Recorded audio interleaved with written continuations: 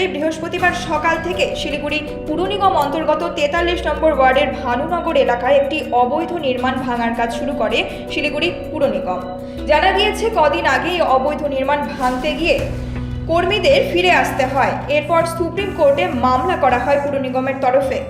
এরপর সুপ্রিম কোর্টের নির্দেশ অনুসারে এদিন অবৈধ নির্মাণ ভাঙা হয়। এ বিষয়ে বাড়ির মালিক ও পুর নিগম কর্তৃপক্ষের কোনো বক্তব্য অবশ্য পাওয়া যায়নি।